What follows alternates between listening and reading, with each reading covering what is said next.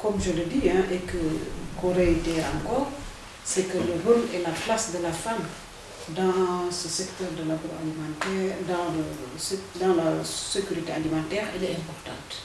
Donc pour nous, en tout cas, il ne peut pas y avoir de sécurité alimentaire si les femmes, tu vois, on n'accompagne pas leurs initiatives pour l'atteindre.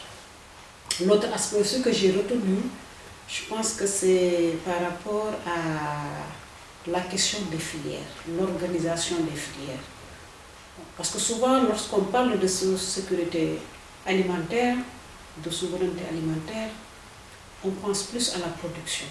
Elle est importante, la production, mais il faudrait faire ce lien, cette connexion entre l'amont et l'aval des filières.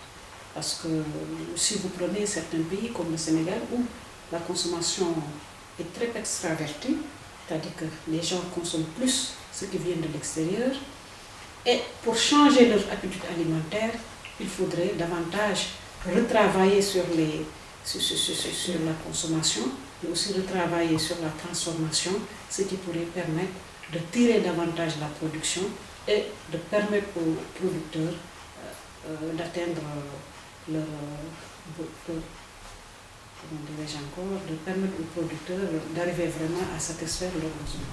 Et alors, donc, lors de cette journée du 21 mars, Fatou, c'est toi un peu qui as porté cet aspect, ces perspectives des genres.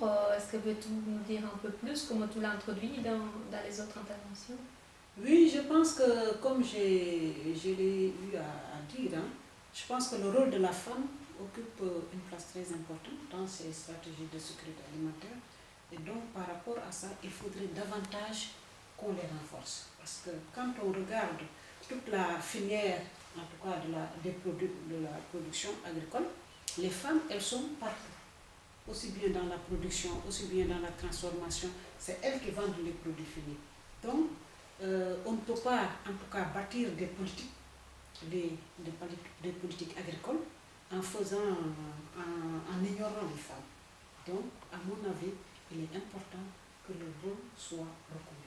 Et pour arriver à cela, je pense que les femmes devraient davantage s'organiser, devraient davantage constituer des mouvements pour mieux intégrer les décideurs politiques, que ce soit au sud comme au nord, pour pouvoir vraiment arriver à cette souveraineté alimentaire.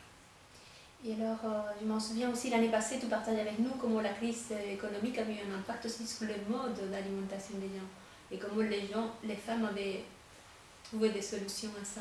Est-ce que tu peux nous dire comment ça a évolué? Oui, je pense que depuis quelques années, effectivement, nous avons vu, en tout cas si je prends le cas du Sénégal que je connais dans la situation que je connais mieux, la crise alimentaire a amené beaucoup de difficultés au sein des ménages parce que de plus en plus certaines familles n'arrivent plus à assurer les repas, les 3 repas quotidiens, etc. Mais cela n'empêche qu'il y a pas mal de stratégies qui se sont développées, notamment le recours justement à la restauration de rue pour permettre aux familles de pouvoir s'en sortir, mais aussi c'était une opportunité aussi qui leur permet d'avoir de l'emploi.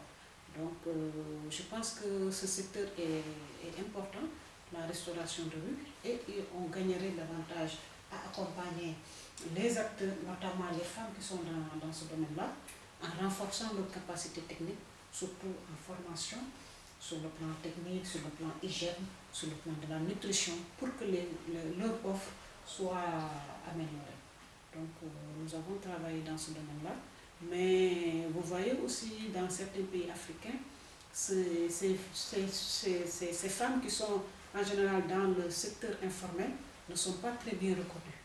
Donc travailler en les organisant, en leur permettant aussi de mieux visibiliser leur contribution dans les politiques, que ce soit nationales ou locales, dans les économies aussi, ça c'est important pour que l'argumentaire au plan du plaidoyer soit très visible et solide.